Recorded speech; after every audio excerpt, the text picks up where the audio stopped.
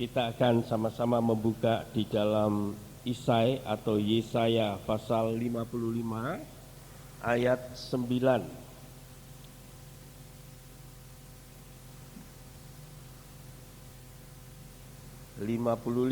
Ayat 9.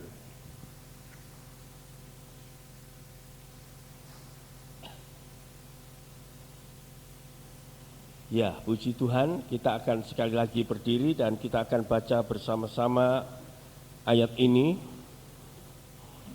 dalam Yesaya 55 ayat 9. Ya. 2, 3. Seperti tingginya langit dan bumi, demikianlah tingginya jalanku dari jalanmu dan rancanganku dan rancanganmu. Amin. Saudaraku, kita perlu mengetahui bahwa jalannya Tuhan, rancangan Tuhan, itu saya selalu berulang-ulang katakan bahwa jalannya Tuhan, rancangan Tuhan itu adalah sempurna. Tidak ada salahnya sedikit pun rancangan Tuhan yang ada di dalam dunia ini, khususnya ya, mengenai diri saudara, diri saya sebagai anak-anaknya. Dia mempunyai suatu rancangan jalan untuk saudara adalah sempurna. Tidak ada satupun yang salah.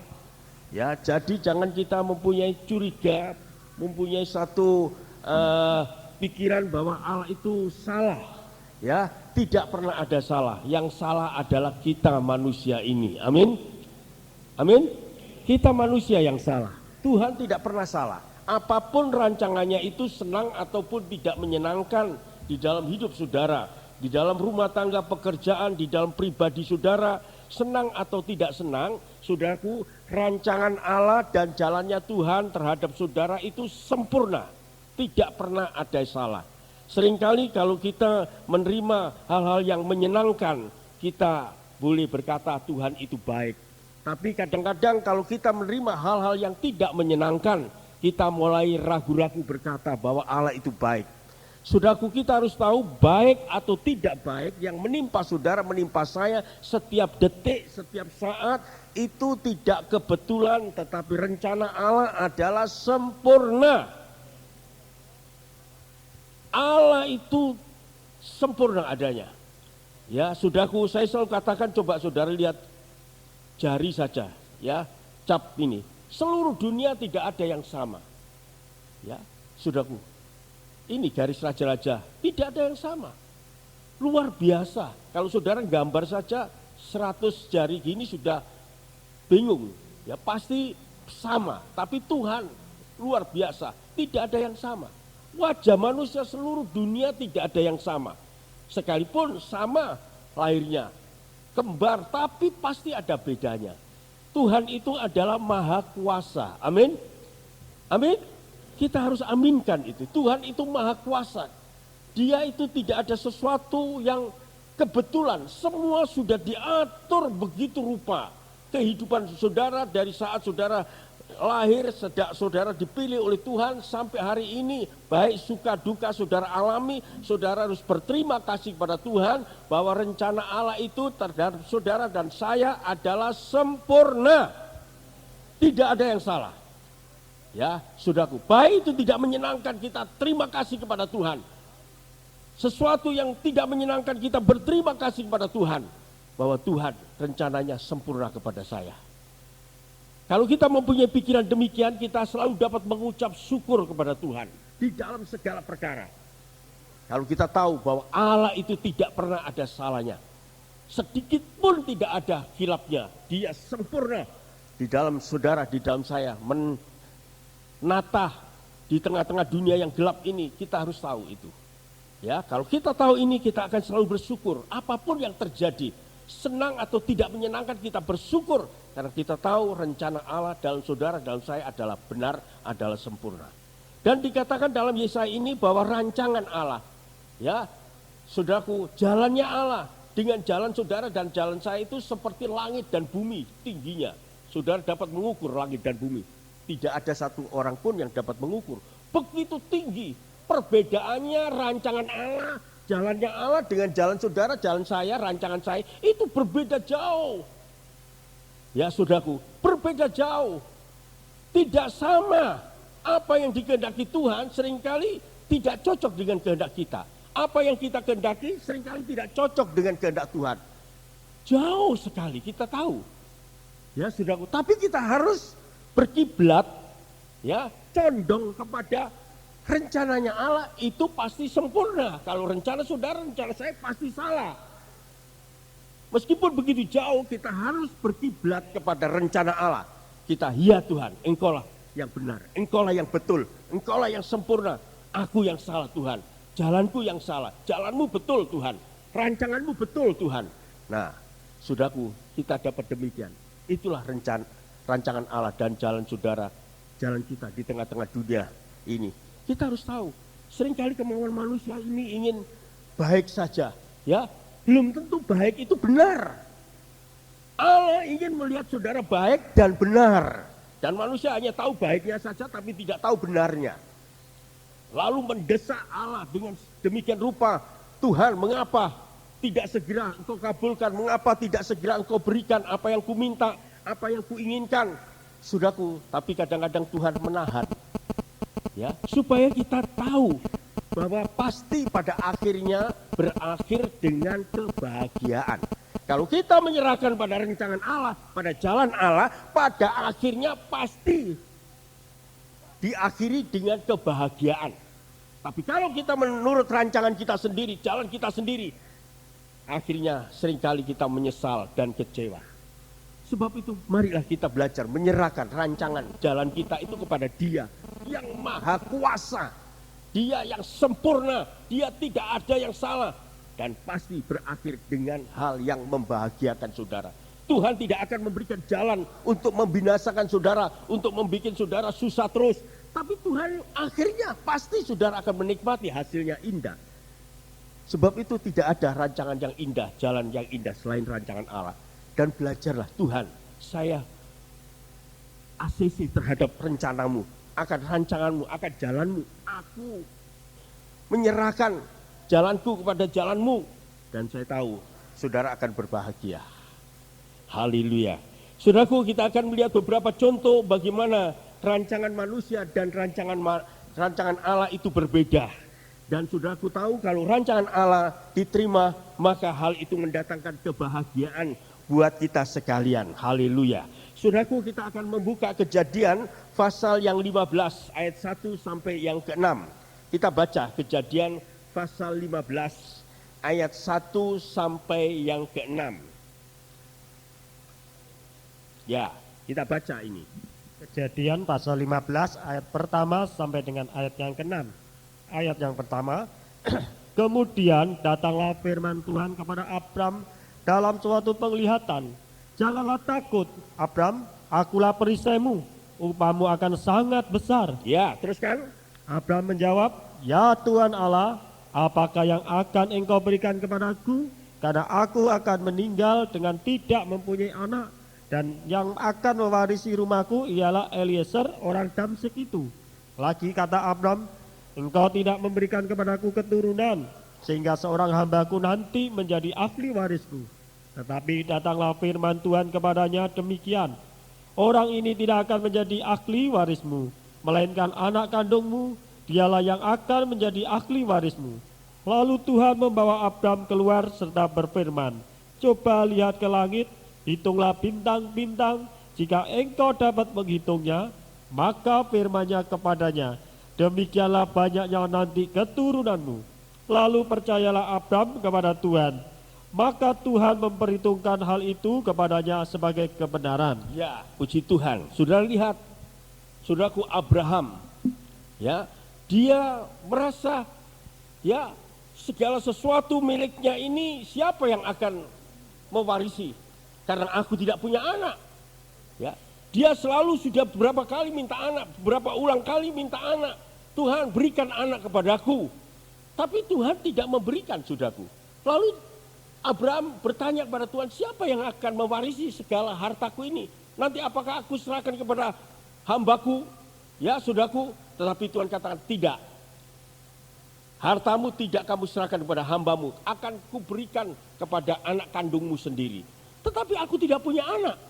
Nah, saudaraku, disinilah Abraham ini, saudaraku, siapa yang tidak, ya, yang menyalahkan Abraham? Tentu ini semua sesuai dengan apa yang menjadi kodrati manusia. Saudaraku, ada orang yang selalu ingin cepat. Ya, Tuhan, mengapa perkawinanku sudah sekian lama kok belum punya anak? Saudaraku, Abraham ini selalu minta pada Allah, tidak salah minta. Tetapi mengapa Allah tidak segera memberikan pada Abraham? Saudaraku, mengapa Allah tidak mengabulkan doa daripada Abraham? Saya yakin Abraham sudah berdoa berulang-ulang kali, tapi doanya tidak pernah dijawab oleh Tuhan. Bahkan seakan-akan tidak terkabulkan. Lalu Abraham protes sama Tuhan. Dari mana? Ya, siapa yang akan mewarisi hartaku ini? Karena aku tidak punya anak. Nah, saudaraku, indah. Kemauan manusia adalah ingin segera, ingin secepatnya mendapatkan, keinginannya ingin dikabulkan. Ini memang kehendak manusia, demikian saudaraku. Ya, tidak salah, itu baik, tapi belum tentu benar di hadapan Allah. Ya, manusia hanya ingin cepat dapat, ingin cepat dikabulkan, ingin mendapatkan sesuai dengan keinginannya, tapi seringkali Tuhan tahan. Ya, seringkali Tuhan tidak mengabulkan terlebih dahulu, tidak segera memberikan apa yang diingini oleh orang-orang atau anak-anak Tuhan. Saudara harus tahu ini. Ya, saudaraku, dan saudara tahu bagaimana Abraham, ya, apa tujuan Allah memberikan anak yang saat Abraham tua. Di saat Abraham sudah umur 100 tahun, istrinya 90 tahun, sudah kakek nenek. Saudaraku, baru waktu itulah Allah mengabulkan permintaan Abraham yang sudah bertahun-tahun minta. Baru saat itulah Sarah mengandung. Luar biasa. Semua tertawa. Sarah pun sendiri waktu menerima perjanjian itu tertawa. Dia tidak percaya. Karena dia sudah seumur 90 tahun sebagai kakek, sebagai nenek. Dan Abraham sudah 100 tahun, sudah kakek. Bagaimana dia dapat melahirkan seorang anak? Mustahil. Tapi bagi Tuhan tidak ada barang yang mustahil. Amin. Oh haleluya. Waktu itulah Sarah mengandung. Luar biasa saudara. Semua orang kaget, terkejut, heran. Bahkan Sarah sendiri tidak percaya. Tapi doa daripada Abraham, sekalipun tidak cepat-cepat diberikan oleh Allah, Allah mempunyai maksud yang indah terhadap Abraham. Kamu akan mempunyai anak, ya, anak cucumu seperti bintang di langit, seperti kesik di laut, seperti pasir, begitu banyak. Tapi Abraham katakan saya tidak punya anak. Ya, kalau Tuhan berkata itu, saudaraku, tidak mengatakan begitu saja, tapi Tuhan mempunyai satu jaminan. Dan pasti jaminan itu terjadi karena perkataan Tuhan tidak pernah berdusta. Ya, betul. Abraham bertanya, bagaimana saya dapat memiliki keturunan yang sekian banyak, satu saja belum punya kok. Ya saudaraku, tapi apa jadinya saudaraku? Pada waktu Abraham umur 100 tahun, Sarah sudah umur 90 tahun, sudah kakek nenek, akhirnya saudaraku Sarah mengandung. Ya, saudaraku, mengandung dan melahirkan anak satu-satunya dari Sarah istrinya yang bernama Iska. Oh saudaraku, luar biasa. Ya, ini tidak masuk akal. Pernah saudara lihat kakek nenek yang sudah tua umur 190 punya anak? Saya belum pernah mendengar saudaraku dan belum pernah membaca. Ya saudaraku, kakek nenek sudah umur 90, 100 tahun punya anak. Ya saudaraku, tapi bagi Allah tidak ada barang mustahil, di Alkitab ada. Amin. Puji nama Tuhan. Inilah Allah memberikan, ya saudaraku, tidak sesuai dengan kemauan kita. Seringkali kita minta cepat-cepat, tapi Allah tunggu dulu, sabar. Allah mempunyai rencana yang besar di balik pemberiannya itu. Allah mempunyai rencana yang indah di balik pemberiannya kepada Abraham. Abraham, saudaraku, sehingga dapat mengerti bahwa apa yang didapat itu adalah datangnya dari Allah. Secara manusia, secara fisiologi atau secara fisik tidak mungkin, secara medis tidak mungkin manusia dengan 90 tahun, suaminya 100 tahun mendapat anak, belum pernah. Tapi Tapi bagi Allah tidak mustahil.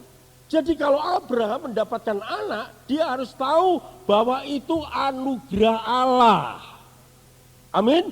Bahwa itu anugerahnya Allah, bukan oleh kekuatan Abraham sendiri. Kalau Abraham waktu umur 40, 30 tahun dia dapat anak, oh itu tidak mustahil. Semua orang dapat, masih kuat, gagah, perkasa.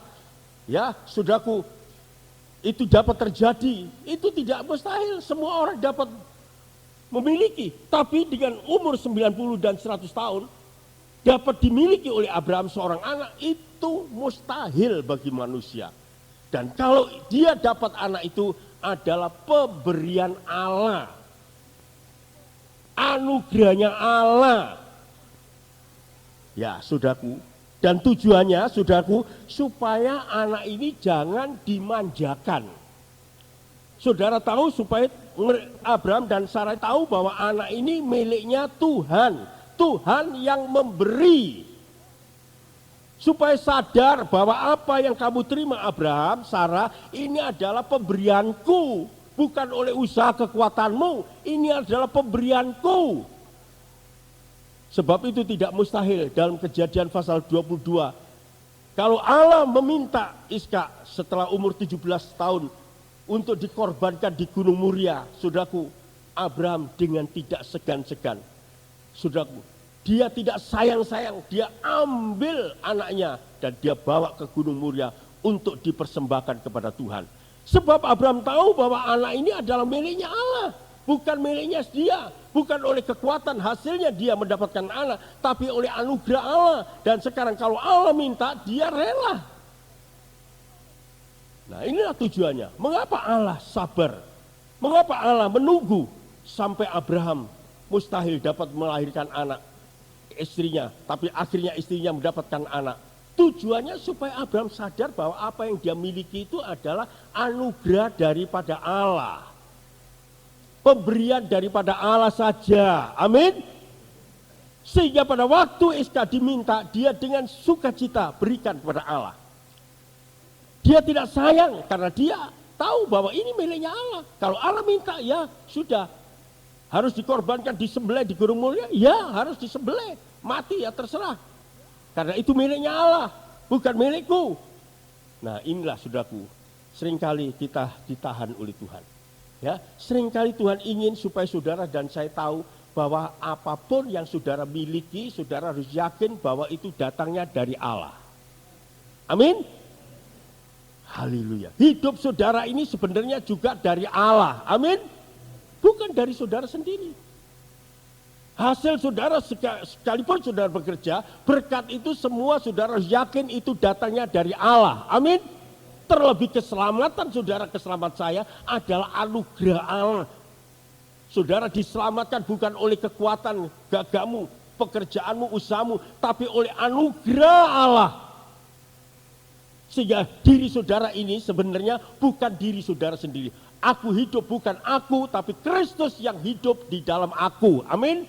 Sehingga diri saudara tahu bahwa diri saudara ini bukan milik saudara sendiri sekarang. Miliknya Allah. Kalau tubuh saudara, jiwa, roh, tubuh ini saudaraku miliknya Allah. Apapun yang saudara miliki itu juga miliknya Allah.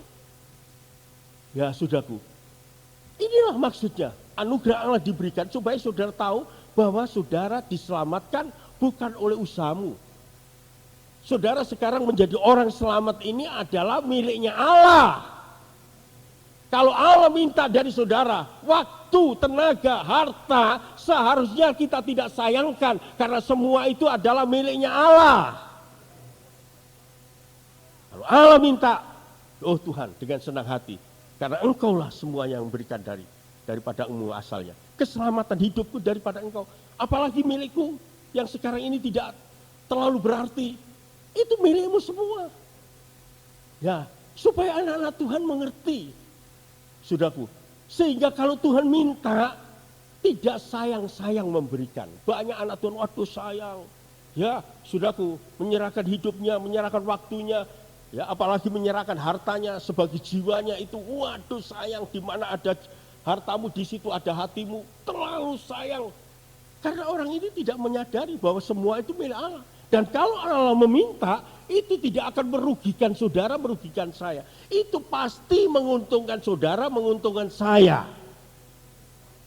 Abraham diminta Ishak untuk dibunuh. Apakah Ishak mati? Oh tidak.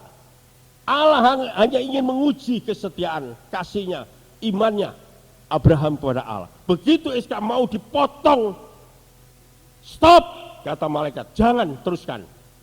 Dan saudara tahu di belakangnya sudah tersedia domba untuk dikorbankan dan Ishak tidak jadi disembelih, saudara. Jadi kalau Tuhan memberi itu sebenarnya untuk keuntungan saudara, untuk keuntungan saya. Tidak pernah Tuhan mencelakakan saudara, tidak pernah menyusahkan saudara, tidak pernah Tuhan ingin membuat saudara itu bangkrut, tapi justru Tuhan ingin memberkati saudara. Amin. Puji Tuhan. Sebab itu biarlah saudara seperti Abraham. Ya, saudaraku, bahwa saudara kita ini, diri kita, apa-apa yang ada di dalam kita itu bukan milik kita, miliknya Tuhan. Saudara yakin bahwa semua yang ada di dalam hidup saudara itu miliknya Allah? Miliknya Allah, percaya? Oh, kalau Tuhan mau minta kematian ya orang tidak dapat. Oh tidak, saya tidak mau mati. Kalau sudah waktunya ya pulang. Ya, kalau Tuhan mau, saudara, ya. Semua itu miliknya Allah. Biarlah kita tahu bahwa semua itu milik Allah. Sampai tubuh kita, jiwa kita, roh kita itu miliknya Allah. Sebab itu kita sama Allah itu jangan pelit-pelit, jangan sayang-sayang. Apapun waktu yang diminta oleh Allah. Jangan waduh karena saya repot, karena ini. Ya, lalu alasan banyak. Lalu apa yang persoalan untuk urusan Tuhan di nomor 10 kan, di nomor 20 kan.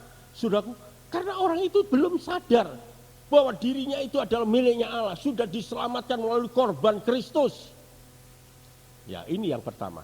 Jadi supaya kita tahu, sadar bahwa apa yang kita punya, tubuh, jiwa, roh, dan apa yang di kantong saudara, di simpenan saudara itu semua miliknya Allah. Kalau Allah minta, jangan takut.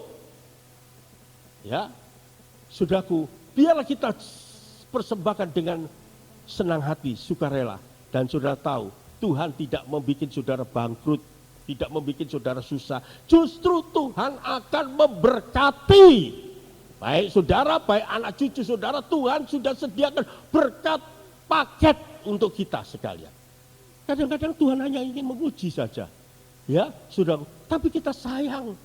Ya, saudaraku, 10 kali kita sudah dikasih, 1 bagian saja diminta oleh Tuhan, begitu sayang. Apalagi 10 diminta sama Tuhan.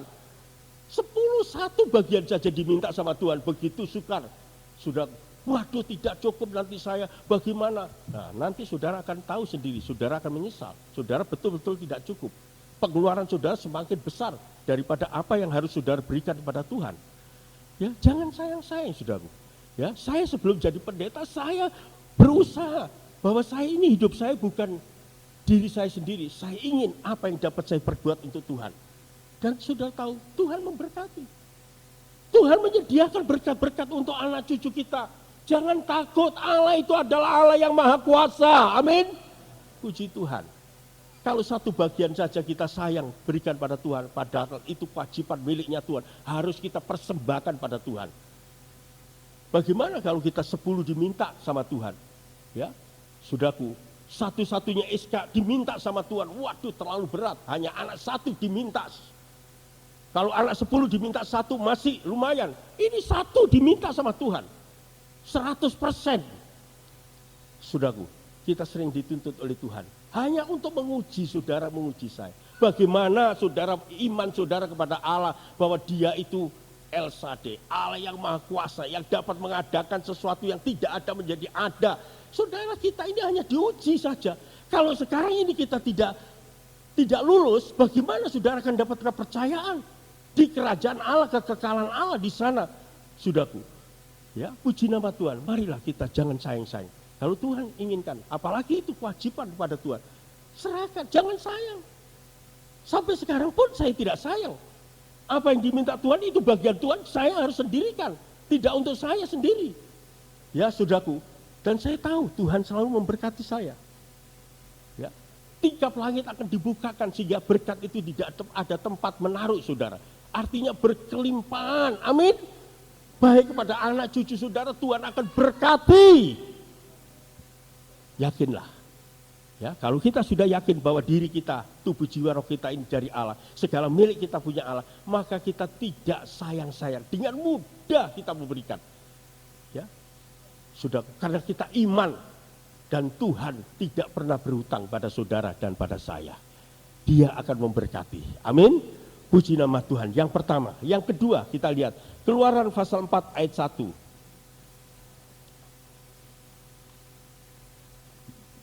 Keluaran pasal yang keempat ayat yang pertama. Ya.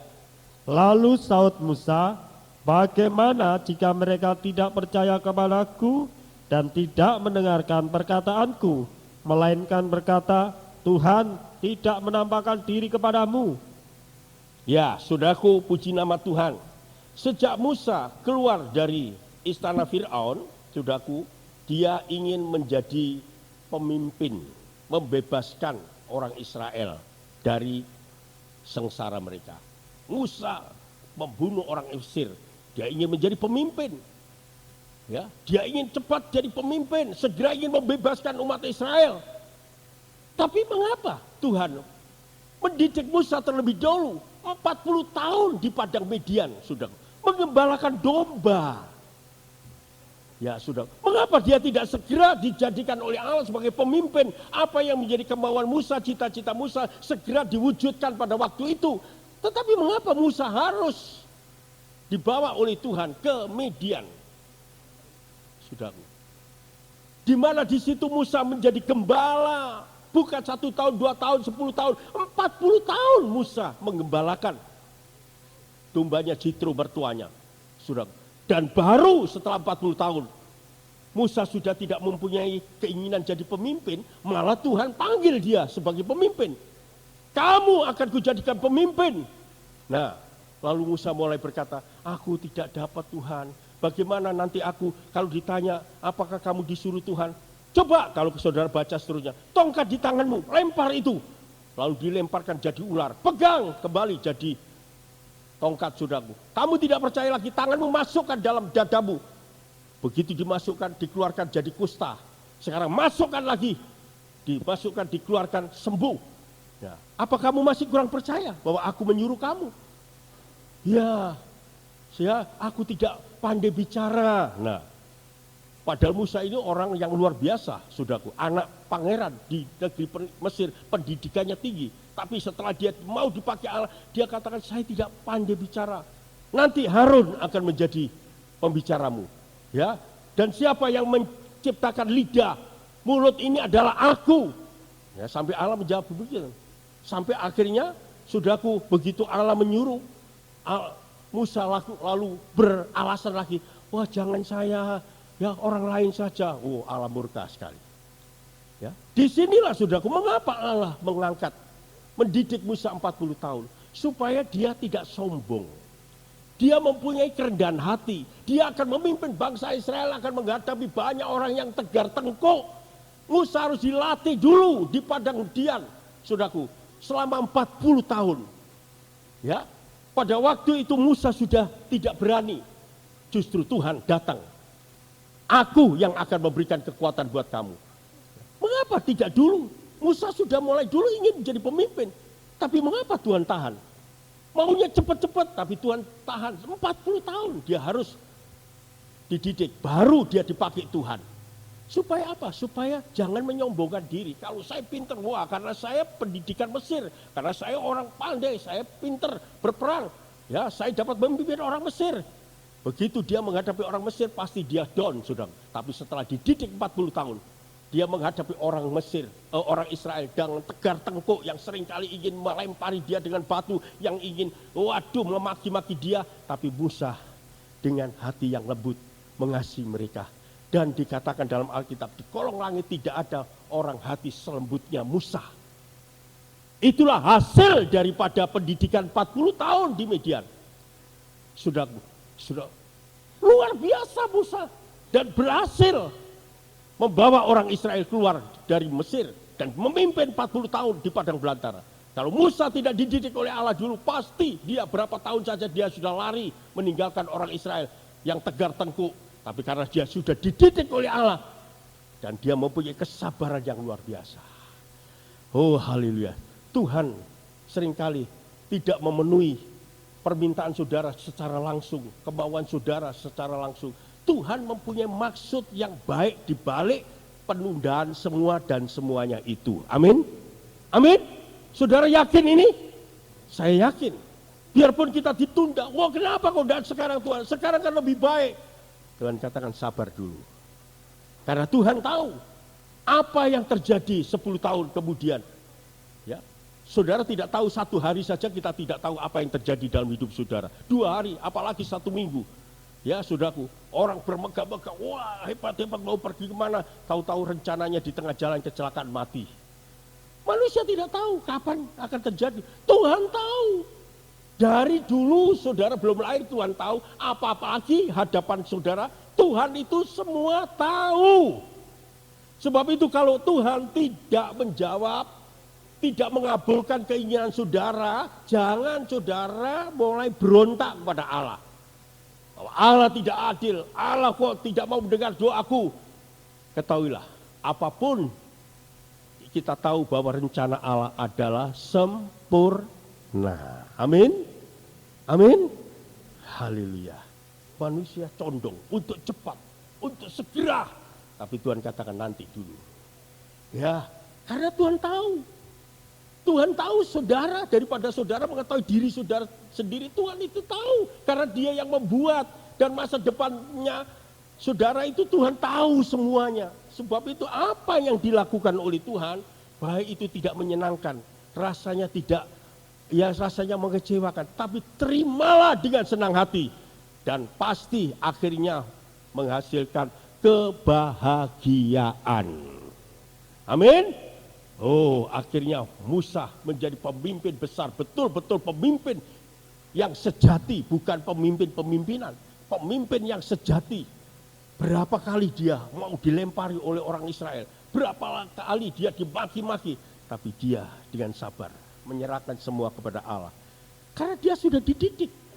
Jadi saudaraku, kalau Tuhan menahan itu jangan berontak, ya lalu jangan ngambek. Wah, kemauan saya tidak dituruti, ya, lalu ngambek. Tahan sedikit. Tuhan mempunyai maksud. Ya, banyak orang karena kemauannya tidak dituruti lalu ngambek. Waduh, ini dan ngomel. Ya, saudaraku, jangan. Kita tahu bahwa Tuhan itu menahan saudara, menahan saya. Tuhan mempunyai maksud rencana yang indah di balik semua dan semuanya itu. Amin. Puji nama Tuhan. Haleluya. Ya, seorang penginjil saya baca dalam buku yang mau berangkat ke Afrika, saudaraku. Wah, tapi tahu-tahu dia kecelakaan, saudaraku. Ya, kecelakaan semuanya itu patah sampai giginya rompal semua. Ya, tapi setelah beberapa lama dia dimasukkan dalam rumah sakit, dia pulih lagi. Dia mendapat gigi palsu. Ya, saudaraku, dan dia masih ingin mau menginjil ke Afrika. Dia mau berangkat ke Afrika, saudara. Sekalipun dia dalam keadaan yang demikian, dia akhirnya berangkat. Apa jadinya, saudara? Di tengah-tengah suku yang ganas, yang kanibal, yang membunuh orang, yang makan orang. Waktu itu dia tertangkap, saudaraku, tertangkap. Dan waktu di kerangkeng orang-orang itu, saudaraku, ya pada waktu petang dia melihat aneh orang itu. Dia dapat melepaskan giginya. Giginya dapat diatur lalu ditempelkan lagi. Loh, orang suku kanibal ini sudah ke orang yang primitif kaget. Loh, kok aneh ada orang giginya bisa dicoplok ya? Ya, kaget semua. Ya, bagaimana gigi bisa dilepas? Wah, ini dewa pasti ini. Ya, saudaraku, pada waktu itu penginjil ini diberi makan seperti makanan seperti jenang gitu, mungkin kecepit gitu. Waduh, lalu dilepas, diberseni. Sedang memberseni, orang-orang lihat, loh, kok aneh orang ini? Dia dapat melepas gigi dan masang gigi lagi. Wah, ini dewa ini pasti, saudaraku. Nah, akhirnya mereka takut semua, saudaraku. Lalu mendengarkan apa yang dikatakan penginjil ini. Dan suku itu dimenangkan untuk Tuhan Yesus Kristus. Amin. Haleluya. Rasanya kecelakaan. Mengapa Tuhan tidak mengizinkan? Mengapa saya harus mengalami ini? Tapi Tuhan mempunyai maksud yang baik.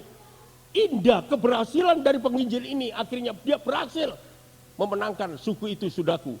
Oleh sebab mujizat yang diadakan oleh Tuhan. Ya, Karena orang-orang heran. Ya, dikira dewa, saudara. Siapa? Ya, mungkin kalau saudara sekarang tidak heran kalau orang lepas gigi. Kalau saudara mungkin dulu tidak ada gigi palsu, saudara mungkin heran kalau ada orang bisa lepas gigi, masuk gigi. Wah, ini heran sekali, saudaraku. Ya, nah, inilah yang menyebabkan orang itu dapat diinjili, diberitakan mengenai Yesus dan dimenangkan luar biasa. Jadi saudaraku, ada seorang teman, ya, pergi pulang naik bis di Magelang, saudaraku, dia ketinggalan. Waduh, dia menyesal sekali, saya sudah kejar sampai ketinggalan bis. Saudaraku, tapi akhirnya dia menyerah, Tuhan, sudah terserah kehendakmu. Apa yang terjadi, saudaraku? Bis yang tadi yang akan dinaiki tadi kecelakaan, saudaraku. Ya, kalau dia masuk di situ mungkin ikut kecelakaan, tapi Tuhan tunda sehingga dia ketinggalan. Rasanya ngomel, kenapa kok ketinggalan Tuhan? Mengapa saya kok ketinggalan? Akhirnya dia tahu bahwa segala maksud Tuhan itu indah pada waktunya. Amin. Haleluya. Kalau saudara ditunda Tuhan, jangan ngambek. Ya, karena menurut kemauan saudara sendiri. Waduh, maunya saudara ini, harus ini. Tapi kalau ditahan oleh Tuhan dengan cara-cara, bermacam-macam cara, menyerah, ya Tuhan, biarlah kehendakmu sendiri yang jadi. Saudara dapat berdoa, biarlah kehendakmu sendiri yang jadi. Amin. Oh haleluya, luar biasa saudaraku ya. Jadi Musa berhasil. Yang ketiga saudaraku, yang ketiga kita baca Yohanes pasal 2 ayat 1 sampai 4. Yohanes pasal yang kedua ayat pertama sampai dengan ayat yang keempat. Ayat pertama, pada hari ketiga ada perkawinan di Kana yang di Galilea dan ibu Yesus ada di situ. Yesus dan murid-muridnya diundang juga ke perkawinan itu. Ketika mereka kekurangan anggur, ibu Yesus berkata kepadanya, mereka kehabisan anggur. Kata Yesus kepadanya, mau apakah engkau daripadaku, ibu? Saatku belum tiba. Ya, puji Tuhan. Pada waktu Yesus di perjamuan pesta Kana, anggur habis, minuman habis, padahal tamu masih banyak. Waduh, bagaimana malunya. Ya, saudaraku yang punya hajat. Tapi di situ ada ibu Yesus, ada Yesus. Dan ibu Yesus datang kepada Yesus. Yesus, lihatlah, ya, mereka sudah kehabisan anggur, tolonglah. Tapi Tuhan tidak segera menolong, saudara. Ya, apa kena mengena aku dengan kamu? Ya, saatku belum sampai. Saudaraku, artinya ada penundaan. Maksudnya ibu Yesus segera adakan, tolong segera kalau tidak terlambat. Tapi Tuhan tahu waktuku belum sampai.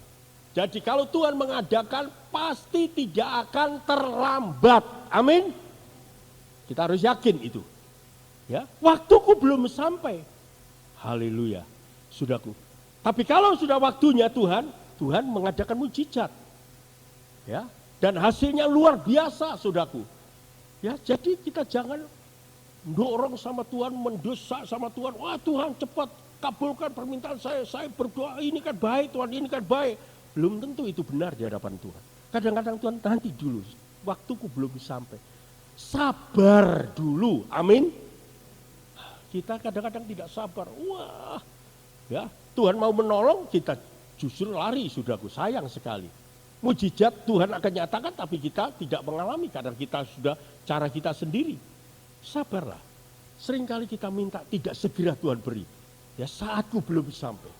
Ya, apapun menjadi cita-cita saudara di dalam kehidupan rumah tangga, di dalam anak-anak, ya, saudaraku, apapun dalam pekerjaan, belajarlah sabar. Tunggu waktunya Tuhan. Waktunya Tuhan adalah baik dan benar. Jangan mendesak. Loh, nanti saya akan terlambat Tuhan. Saya ini. Jangan. Tuhan tahu tidak akan terlambat. Pokoknya yang penting sekarang saudara mengucap syukur kepada Tuhan. Menyerahkan segala kekhawatiran kepada Dia. Dia yang memelihara kamu dan aku. Amin. Puji nama Tuhan. Dia tidak pernah terlambat. Sehingga perkawinan di Kana dapat berjalan dengan lancar. Mereka dapat tahu bahwa ini mujizat. Anggur yang baik diberikan. Terakhir, ini luar biasa. Tidak pernah ada perkawinan anggur yang baik diberikan yang terakhir. Yang terakhir malah anggur yang tidak baik biasanya. Tapi sekarang Tuhan membuat mujizat. Anggur yang baik diberikan yang terakhir. Semua memuji. yang punya hajat Tuhan, luar biasa. Dan mereka tidak tahu bahwa itu perbuatan daripada Tuhan Yesus Kristus. Luar biasa. Jadi apa yang terakhir pasti akan baik, bahagia kalau kita menyerahkan kepada Tuhan. Saudara percaya ini? Yakin ini perkataan Allah. Waktuku belum sampai. Coba yang keempat, saudaraku, Yohanes pasal 11 ayat 1 sampai 5 kita baca. Yohanes pasal 11 ayat pertama sampai dengan ayat yang kelima. Ya. Ayat pertama, ada seorang yang sedang sakit namanya Lazarus. Ia tinggal di Betania, kampung Maria dan adiknya Marta. Maria ialah perempuan yang pernah meminyaki kaki Tuhan dengan minyak mur dan menyekanya dengan rambutnya. Dan Lazarus yang sakit itu adalah saudaranya. Kedua perempuan itu mengirim kabar kepada Yesus, Tuhan, dia yang engkau kasihi sakit. Ketika Yesus mendengar kabar itu, ia berkata, penyakit itu tidak akan membawa kematian, tetapi akan menyatakan kemuliaan Allah. Sebab oleh penyakit itu anak Allah akan dimuliakan. Yesus memang mengasihi Marta dan kakaknya dan Lazarus. Terus kan? Namun setelah didengarnya bahwa Lazarus sakit, ia sengaja tinggal 2 hari lagi di tempat di mana ia berada. Ya, saudaraku, lihat. Marta, Maria, Lazarus adalah keluarga yang dikasihi oleh Tuhan.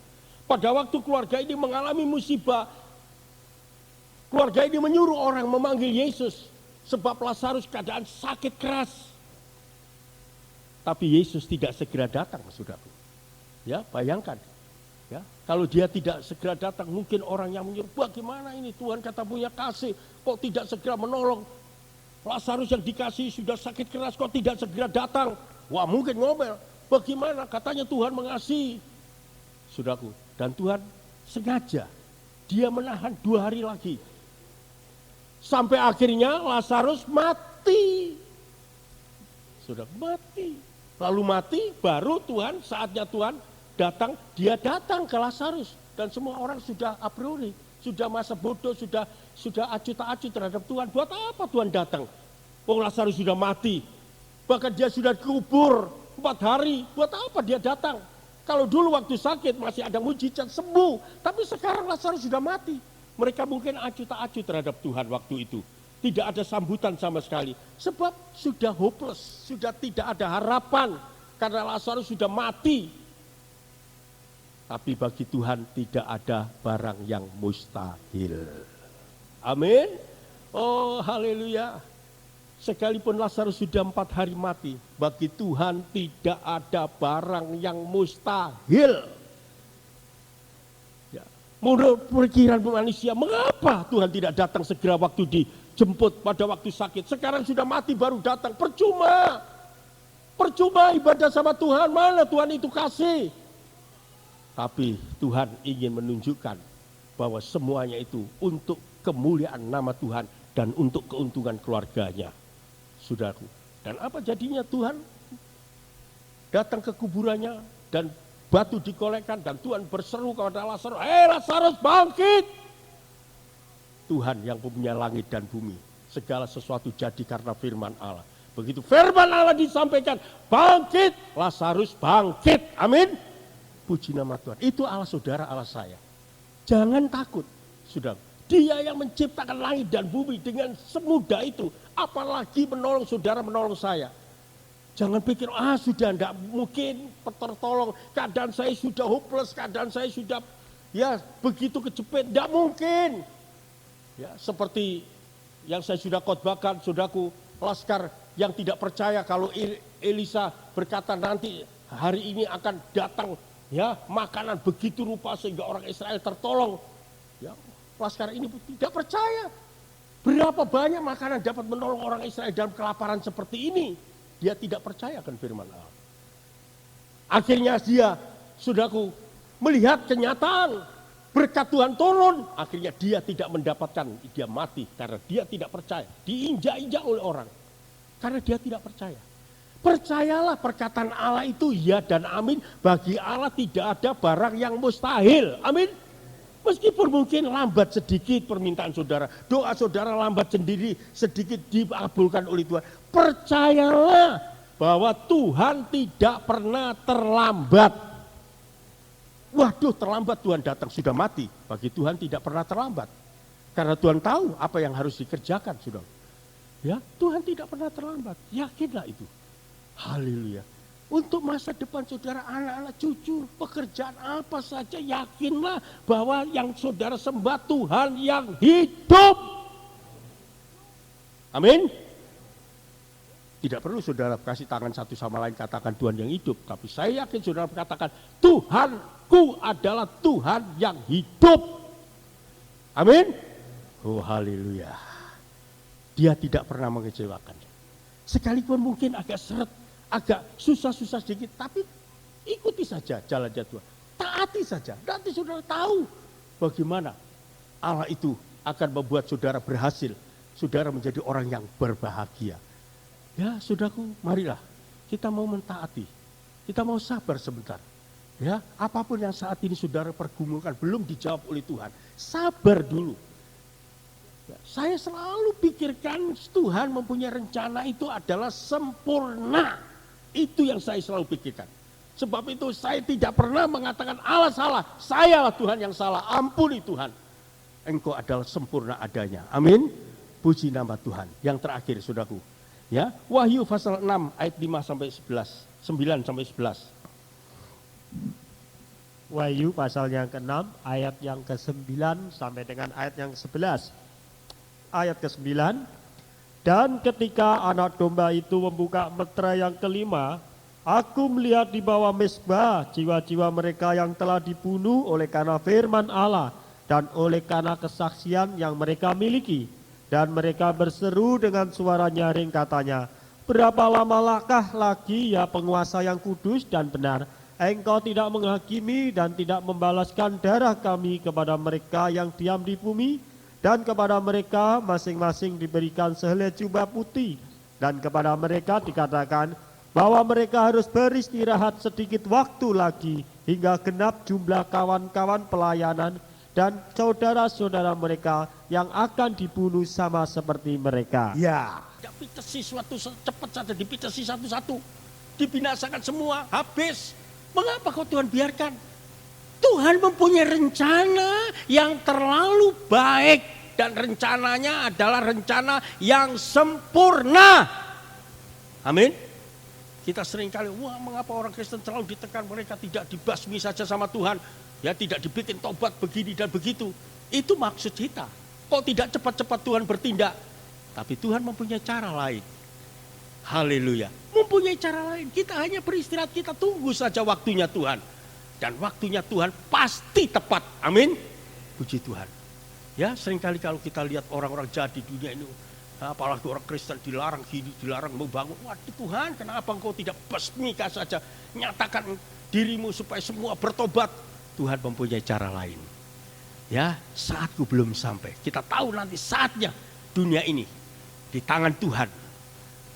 Haleluya, dunia ini di tangan Tuhan. Kalau Tuhan remes gini aja, hancur semua saudara. Dia adalah Allah yang maha kuasa. Sebab itu percayalah bahwa saudara dan saya adalah orang-orang yang berbahagia. Dunia akan dibinasakan, tapi saudara akan pindah ke sorga sampai selama-lamanya. Ya sabarlah sedikit. Biarlah kita sekarang ditekan jadi minoritas, jadi ini dan itu ditekan macam-macam segala fasilitas seakan-akan kita dipepet. Jangan takut.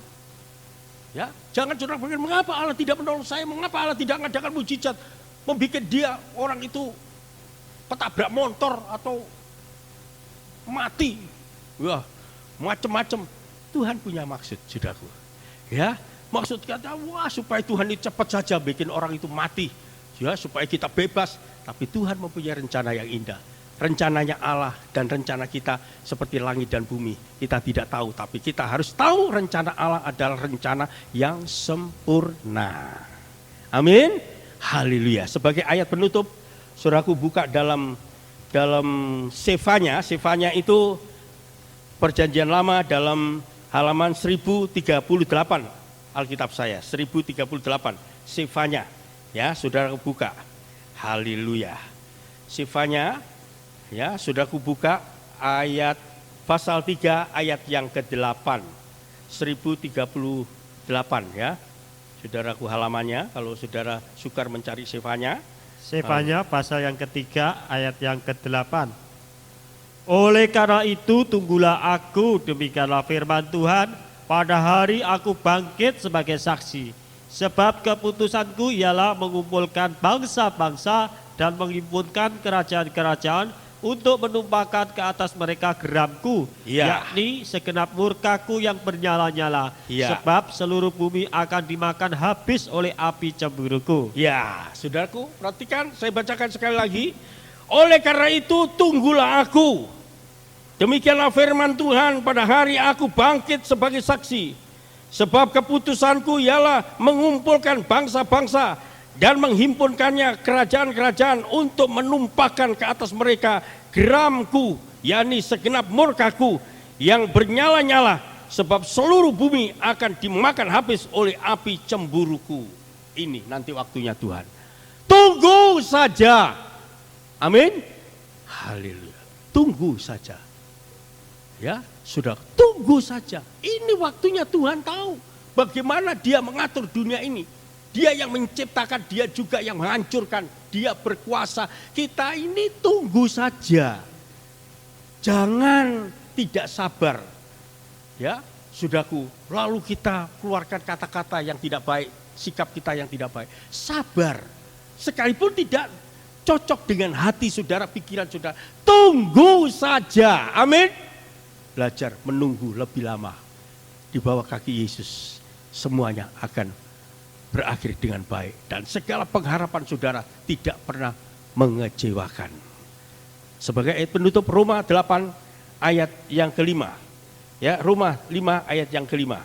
Ya, penutup ada 2 ayat tadi sifanya, sekarang Roma pasal 5 ayat yang kelima. Ayat yang kelima, dan pengharapan tidak mengecewakan, karena kasih Allah telah dicurahkan di dalam hati kita oleh Roh Kudus yang telah dikaruniakan kepada kita. Amin. Apa yang saudara harapkan tidak akan mengecewakan. Tuhan tidak pernah mengecewakan saudara. Tapi yang penting kita belajar sabar. Jalannya rancangan Tuhan sampai datang pada saudara. Jangan dengan cara kita sendiri. Jangan cara kita sendiri, banyak kita mengalami kekecewaan, penyesalan. Tapi tunggu kehendak Allah, cara Allah, kita akan mengalami kebahagiaan. Sekarang di dunia dan di akhirat sampai selama-lamanya. Amin. Puji Tuhan. Dalam Tabernakel Glory nomor 196 kita akan nyanyikan. Ke rumah tempat yang senang, di mana tidak lagi perang dan tidak suka dan celah, ke situ aku rindulah. Sabar dalam susah sukarmu, sabar Tuhan ada sertamu. Sabar, sabar, rindu buat padamu. Mari kita mau bangkit berdiri. Dan bila jiwaku lelah di dalam suka-sukanya, ku rindu rumah Bapakku,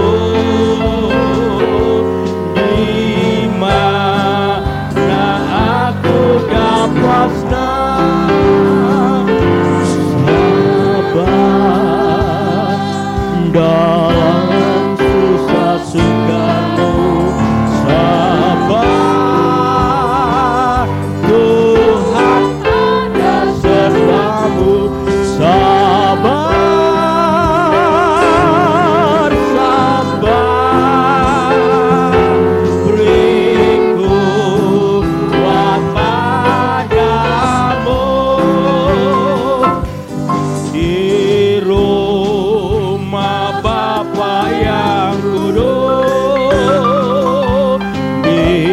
mana ada peneduh. Dia itu rindu dendamku, di sana ada rajaku. Sabar dalam susah sukarmu, sabar, Tuhan ada sertamu. Sabar, sabar, beriku kuat padamu. Kau wanita saja sabar, kau wanita, oh haleluya, sabarlah di dalam susah sukarmu. Dia tidak pernah meninggalkan kita. Oh haleluya. Tuhan ada sertamu,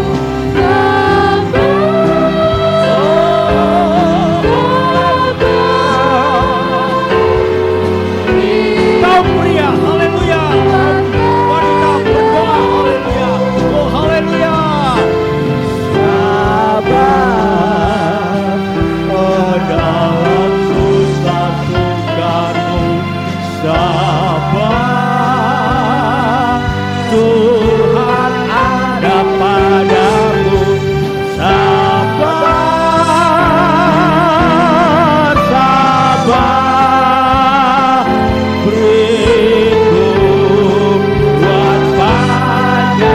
Semua angkat tangan, haleluya. Sabar, oh haleluya. Dalam susahku, sabar, Tuhan ada sertamu. Sabar, sabar,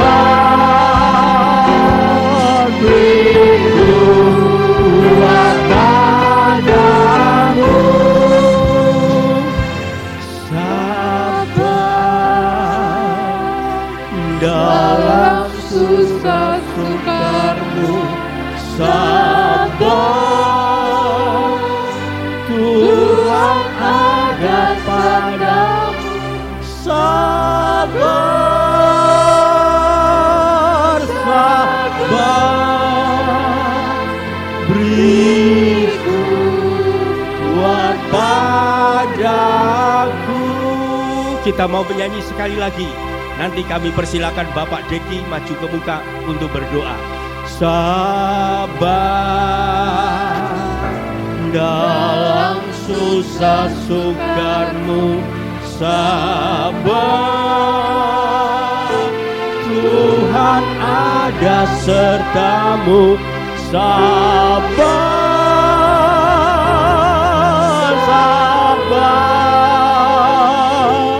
beriku kuat padamu.